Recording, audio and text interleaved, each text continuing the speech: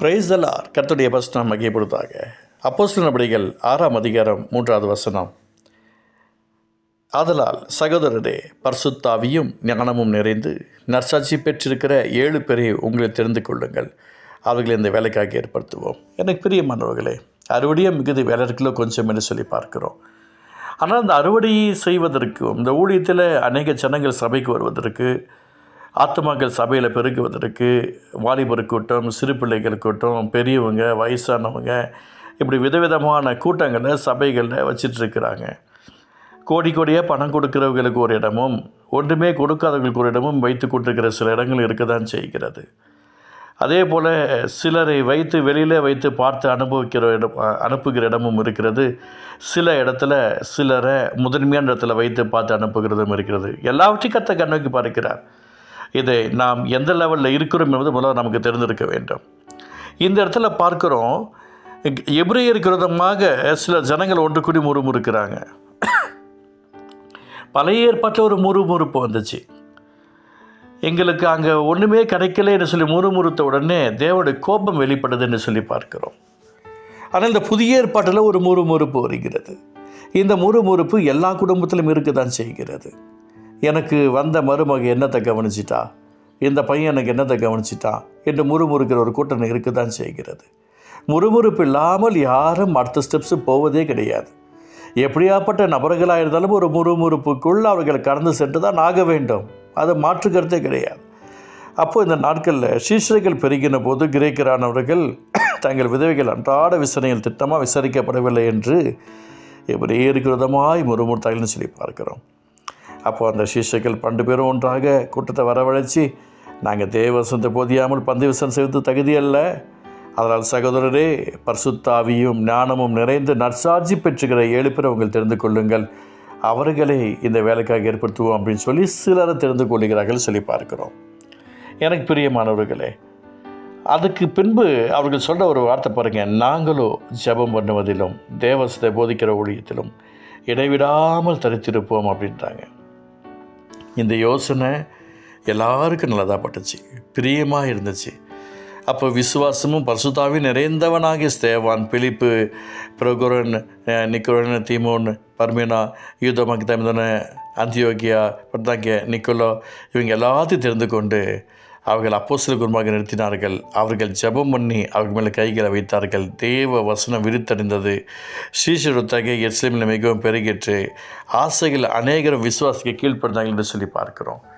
எனக்கு பிரியமானவர்களே, இயேசுவின் நாமத்தில் நான் உங்களுக்கு சொல்கிறேன், நாம் செய்ய வேண்டியதை நாம் தான் செய்யணும்.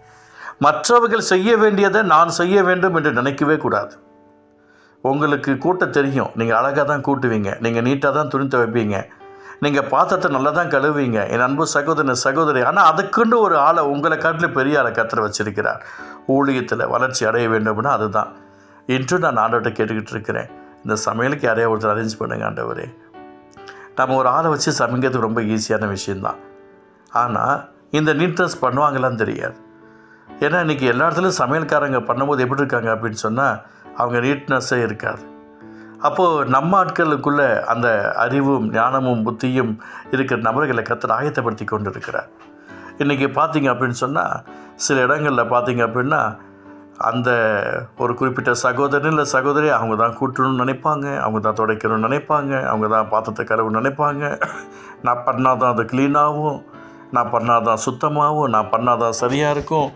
இப்படி நினைக்கிற எத்தனையோ பேருடைய வாழ்க்கையில் இந்த வார்த்தை சொல்லுகிறது. இயேசுவின் நாமத்தில் நான் சொல்லிக்கிறேன், அதுக்கு தனித்தனியாக கர்த்தர் செப்பரேட் பண்ணி வச்சிருக்கிறார். அந்த பிரகாரமாக அவர்கள் அப்படி இருக்கணும்.